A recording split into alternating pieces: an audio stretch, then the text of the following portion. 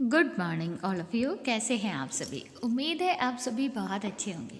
आज हम आपकी हिंदी भाषा कौशल की जो हिंदी व्याकरण की बुक है उसका पाठ 21 पढ़ने जा रहे हैं। 21 निबंध लेखन। अब आपके प्रश्न पत्र में आता है कि आपको किसी एक सब्जेक्ट के बारे में निबंध लिखना है ना। तो निबंध लिखने के लिए सबसे पहले हमें किन बातों के बारे में जानना चाहिए और हमें किस तरीके से निबंध लिखना चाहिए ताकि जो हमारा निबंध है, जो हमारा ऐसे है, वो बहुत अच्छा पढ़े, जो सामने वाला उसे पढ़ रहा है उसे वो बहुत अच्छा लगे और आकर्षक बने, ताकि जो भी आप अपने मन की बात को सामने वाले तक पहुंचाना चाहते हो वो अच्छे से अपने विचार को आप पहुंचा पाओ। तो निबंध किसे कहते हैं? किसी विषय पर लिखकर अपने विचार प्रकट करना निबंध है। निबंध क्या होता है? किसी विषय पर लिखकर अपना विचार प्रकट करना निबंध है ना। जब हम अपने विचारों को, जो हमें सब्जेक्ट दिया रहता है, जो हमें विषय दिया रहता है, उसके बारे में जो कुछ भी हम जानते हैं, है ना, जो हमारे अंदर जो विचार आ रहे हैं उन्हें अगर हम लिखते हैं क्रमबद्ध तरीके से, उसे ही हम निबंध कहते हैं। ठीक है। तो निबंध लिखने के लिए हमें किन किन बातों पर ध्यान देना चाहिए?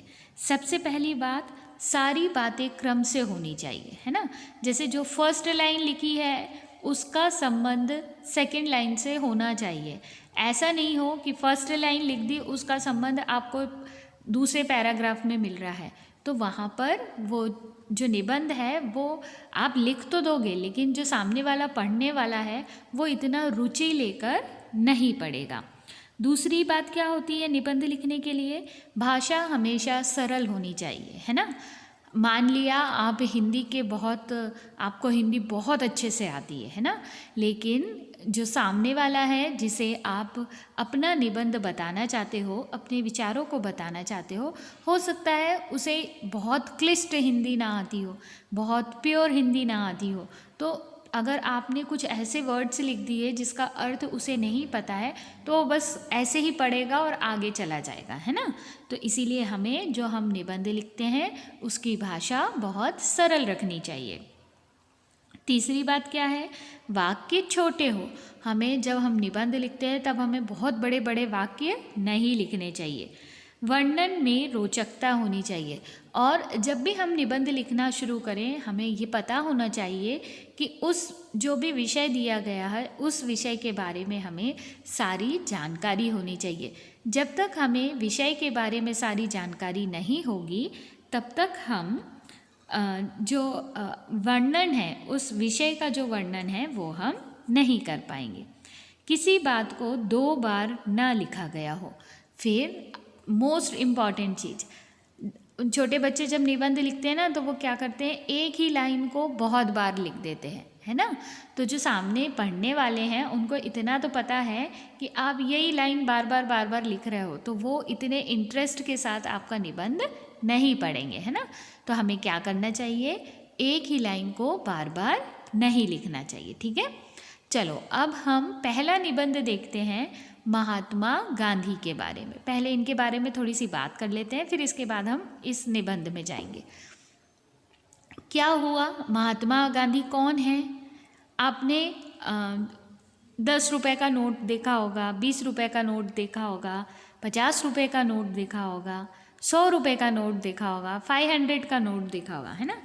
उन सारे नोट में एक कॉमन चीज़ है, बताओ वो क्या है? इंडिया में जितने भी नोट चलते हैं सब में एक कॉमन चीज़ है, वो क्या है? नोट में देखना, उसमें बापू की, महात्मा गांधी की फ़ोटो बनी होती है ना। तो ये हमारे देश के राष्ट्रपिता हैं। इन्हें एक कह लो एक उपाधि दी गई थी राष्ट्रपिता की। इन्होंने भारत को स्वतंत्र कराने के लिए आंदोलन चलाए थे। इनके नेतृत्व में बहुत सारे आंदोलन चलाए गए जिसकी वजह से हमें स्वतंत्रता मिली। और इन्होंने रंग भेद नीति का बहिष्कार कर दिया था, है ना। लोग पहले रंग देखकर जात पात और इन सारी चीज़ों में बहुत बिलीव करते थे, तो इन्होंने ये सबको इन्होंने एक बहुत अच्छा संदेश दिया सबको कि जो इस दुनिया में आया है वह व्यक्ति दूसरे के समान है ना। किसी भी व्यक्ति की जात पात, उसका रंग रूप देखकर हम उसमें भेद नहीं कर सकते हैं, है ना। हम किसी की जाति देखकर उसके कार्य को विभाजित नहीं कर सकते हैं। निम्न जात का व्यक्ति भी उच्च कोटि पर बैठे हुए अधिकारी के पद पे आ सकता है, या कभी कभी उच्च जाति का व्यक्ति भी निम्न काम करने के लिए मजबूर हो सकता है ना। तो उन्होंने यही बात बताई कि इस दुनिया में जो भी व्यक्ति आए हैं वे सभी आपस में बराबर हैं। किसी में भी हम धर्म, जाति, रूप, रंग के हिसाब से कोई भी भेद नहीं कर सकते। और सबसे बड़ा उन्होंने एक विचार दिया कि कोई भी काम छोटा नहीं है, चाहे घर में झाड़ू लगाने का काम हो, चाहे कलेक्टर बनकर किसी पेपर में साइन करने का काम हो, दोनों काम अपनी अपनी जगह इम्पॉर्टेंस रखते हैं, ठीक है। अगर आप घर पे काम नहीं करोगे तो आपका घर खराब रहेगा, आप बीमार पड़ जाओगे। अगर आप अपने ओहदे पर बैठकर या अपनी नौकरी पर बैठकर अगर आप सही निर्णय नहीं लोगे तो हमारा देश बिगड़ जाएगा, है ना। तो उन्होंने कहा कि कोई भी काम छोटा नहीं है, इंसान को किसी भी काम को छोटा नहीं समझना चाहिए, ठीक है। तो चलिए हम महात्मा गांधी के बारे में और जानते हैं। महात्मा गांधी को हम राष्ट्रपिता के रूप में मानते हैं। उन्हें बापू भी कहा जाता है। भारत को आज़ाद कराने में इनका बहुत बड़ा योगदान था, है ना। जैसे अभी मैंने बताया कि भारत को स्वतंत्र कराने में इनका बहुत बड़ा योगदान था। इन्हें बापू कहकर बुलाते हैं और ये हमारे देश के राष्ट्रपिता के रूप में माने जाते हैं। इनका पूरा नाम मोहनदास करमचंद गांधी था। इनका जन्म 2 अक्टूबर 1869 को गुजरात के पोरबंदर में हुआ था। 2 अक्टूबर 1869 को गुजरात के पोरबंदर में हुआ था, है ना। इनका पूरा नाम क्या था? मोहनदास करमचंद गांधी। और इनका जन्म कहाँ हुआ? गुजरात के पोरबंदर में। कब हुआ? 2 अक्टूबर 1869 में, ठीक है। अब आपको पता है हमारे देश में 2 तरीके के त्यौहार मनाए जाते हैं। एक मनाया जाता है राष्ट्रीय त्यौहार और एक मनाया जाता है धार्मिक त्यौहार। तो राष्ट्रीय त्यौहार में एक त्यौहार हम 15 अगस्त मनाते हैं, स्वतंत्रता दिवस, गणतंत्र दिवस 26 जनवरी और गांधी जयंती, है ना, जो कि हम मनाते हैं 2 अक्टूबर को। वो गांधी जयंती हम इनकी ही बनाते हैं। महात्मा गांधी का उस दिन जन्म हुआ था, इसीलिए हम गांधी जयंती के रूप में उनका जन्मदिन मनाते हैं। बचपन में वे बहुत संकोची थे। पितृभक्त श्रवण कुमार नाटक का उन पर बहुत असर पड़ा था। इससे प्रेरित होकर वे अपने माता पिता की खूब सेवा करते थे। सत्यवादी हरिश्चंद्र नाटक का भी उनके जीवन पर बहुत असर पड़ा था। इससे प्रेरित होकर उन्होंने कभी असत्य न बोलने की ठान ली थी। उन्होंने अपनी इस प्रतिज्ञा को जीवन भर निभाया भी। अब क्या हुआ? जो श्रवण कुमार थे, श्रवण कुमार के बारे में आपने सुना होगा, वो अपने अंधे माता पिता को यात्रा पर ले जाते हैं, है ना। वो अपने माता पिता की बहुत सेवा करते हैं।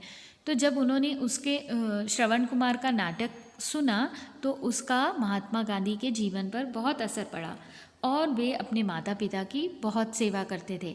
ऐसे ही हमें भी अपने माता पिता की सेवा हमेशा करते रहना चाहिए, क्योंकि जो आशीर्वाद अपने माता पिता देते हैं वैसा आशीर्वाद और कोई नहीं दे सकता, है ना। हम माता पिता को भगवान की दृष्टि से देखना चाहिए। उसके बाद उन्होंने सत्यवादी हरिश्चंद्र का नाटक देखा।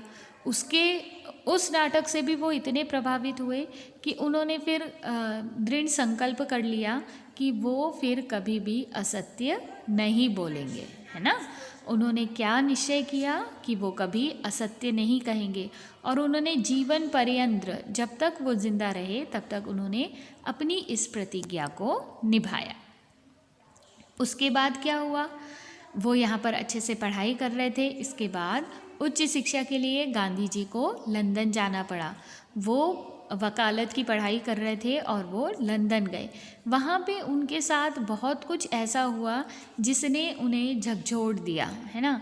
वो इतने ज़्यादा विचलित हो गए कि फिर उन्हें ऐसा लगा कि अब यहाँ रहने से कोई मतलब नहीं है, अपने देश चलो, अपने देश में जो लोगों के साथ जो बुरा हो रहा है हम उसे दूर करने की कोशिश करेंगे। वहाँ से भारत लौटकर वे वकालत करने लगे। फिर वो इंडिया आए और उन्होंने वकालत करना शुरू कर दिया। कुछ दिनों बाद वे अफ्रीका चले गए।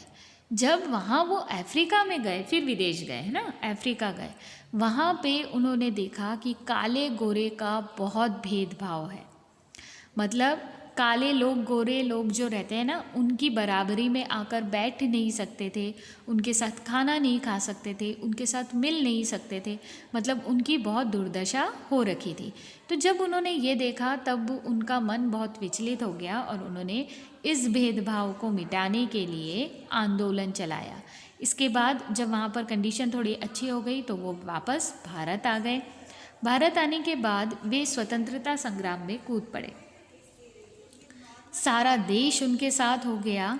वे अनेक बार जेल गए लेकिन हिम्मत नहीं हारी। अब क्या हुआ, जब वो भारत आए तब उन्होंने भारत की कंडीशन देख ली थी कि किस तरीके से अंग्रेज़ हमारे देश में अत्याचार कर रहे हैं और वे बहुत विचलित हो गए।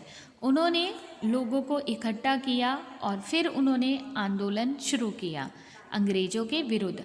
तब तक ऑलरेडी भारत में अंग्रेज़ों को भगाने के लिए हमारे देश से बहुत सारे जो क्रांतिकारी थे, क्रांतिवीर थे, वो आंदोलन कर रहे थे, है ना।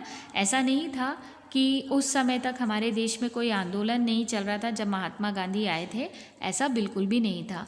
उस समय भी बहुत सारे जो क्रांतिकारी थे वो अपने अपने तरीके से आंदोलन कर रहे थे। और महात्मा गांधी ने उस समय एक नियम चालू किया कि हम अहिंसा का साथ देंगे, है ना। हम किसी को सताएंगे नहीं, किसी को मारेंगे नहीं, हम अहिंसा से ही ये जो आंदोलन है इसे आगे चलाएंगे। और इनका मूल मंत्र भी यही था कि ये अहिंसा के पुजारी थे। महात्मा गांधी को अहिंसा का पुजारी भी कहा जाता है। वो हिंसा करना अच्छा नहीं समझते थे और वैसे भी हमें भी हिंसा नहीं करनी चाहिए। वो क्या, हमें भी ये समझना चाहिए कि हिंसा करके हम सामने वाले व्यक्ति को या जिस पर भी हम कर रहे हैं, है ना, उसे केवल दुख ही देंगे, उसे केवल हम तकलीफ़ ही देंगे। इसीलिए हमें हिंसा नहीं करनी चाहिए, है ना।